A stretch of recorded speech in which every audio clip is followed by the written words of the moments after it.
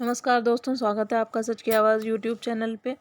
कल मैंने शेयर किया था आप लोगों से कुछ गोल्डन टिप्स या गोल्डन रूल्स कि आप टीजीटी 2022 को कैसे क्रैक कर सकते हैं। आज मैं आपसे कुछ बहुत ही इम्पॉर्टेंट पॉइंट्स डिस्कस करूंगी और वो चीज़ डिस्कस करूंगी जो आप टीजीटी या पीजीटी का एग्ज़ाम प्रिपेयर करते टाइम्स कुछ मिस्टेक्स या ब्लेंडर्स करते हो, तो आपको उनसे कैसे बचना है। How to avoid blunders during preparation of TGT.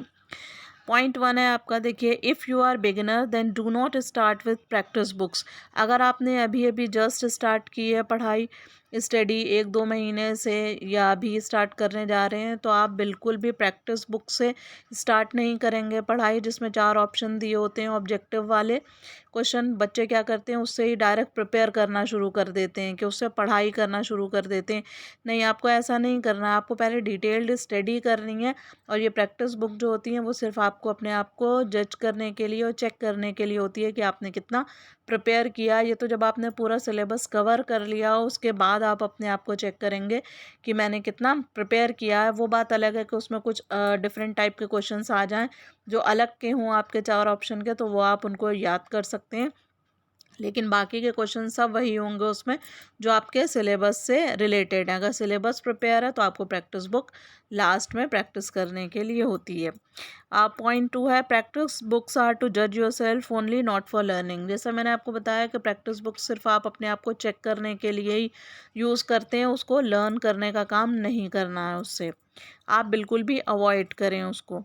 Point three है आपका, always choose books which have detailed material, detail will help you to understand better. कुछ बुक्स होती हैं जिसमें 4 लाइन का आपको कोई टॉपिक दिया होता है तो वो आपको ठीक से क्लियर नहीं होता है। मैं आपको ये सजेस्ट करूँगी कि जिस किसी भी बुक में कोई भी टॉपिक है और वो डिटेल में दिया है तो वो आप पहले उसको अच्छे से पढ़ें, क्योंकि उससे क्या होगा, you will understand the whole topic. आप ठीक से उस टॉपिक को समझ पाएंगे और अगर आप उस टॉपिक को समझ पाएंगे इजीली तो आपको वो बहुत टाइम के लिए आपके माइंड में रिटेन रहेगा। और अगर वो 4 लाइन का टॉपिक है और वो बहुत डिफ़िकल्ट पॉइंट हैं टॉपिक हैं तो वो आपको कभी भी याद नहीं रहेंगे।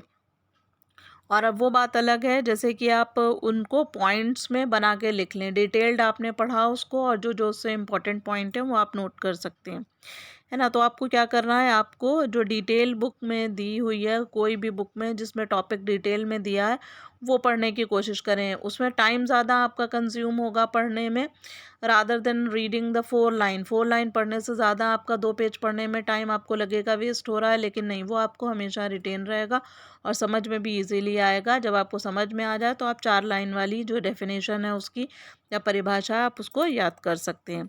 Then you can select from the detail which is important. तो जो डिटेल में आपने पढ़ा है उसमें से आप कुछ चीज़ें जो है सेलेक्ट कर सकते हैं वो चीज़ें, और सेलेक्ट करने के बाद आप उसमें से जो भी आपको पॉइंट्स इंपॉर्टेंट लगें वो आप उनको नोट कर लें और उन पॉइंट्स को आप याद कर लें। और पॉइंट फोर है आपका, avoid studying from too many books.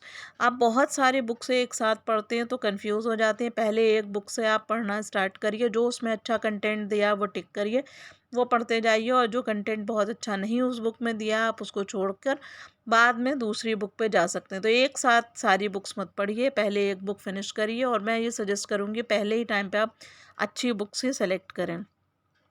Point five है, if topic is clear in one book then avoid reading it from the different book.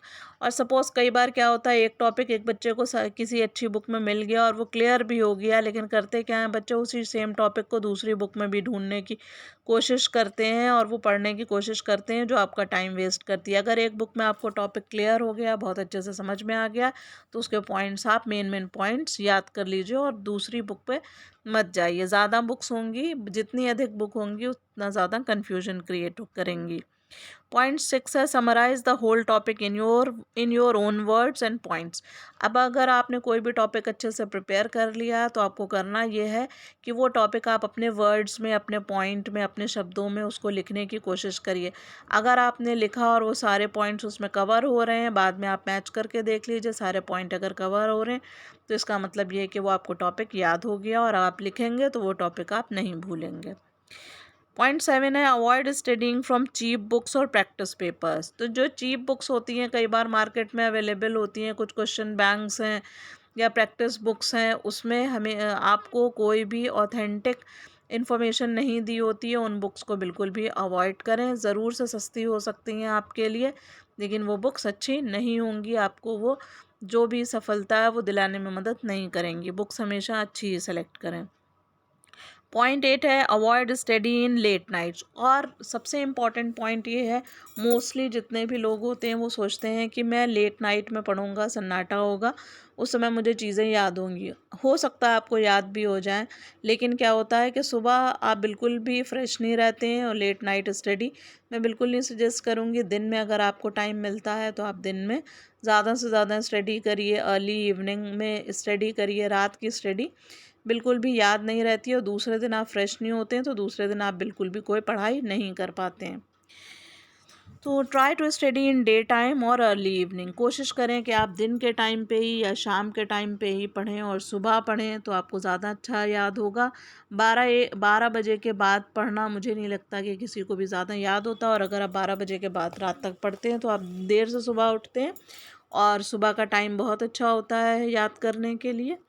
और ये थे मेरे टिप्स आप लोगों के लिए, जिनको आप फॉलो करके ज़रूर से जो है अपने जो टीजीटी के एग्ज़ाम में सफलता प्राप्त कर सकते हैं। आपको ये चैनल अच्छा लगता हो तो इस चैनल को लाइक, शेयर और सब्सक्राइब करें। Thank you.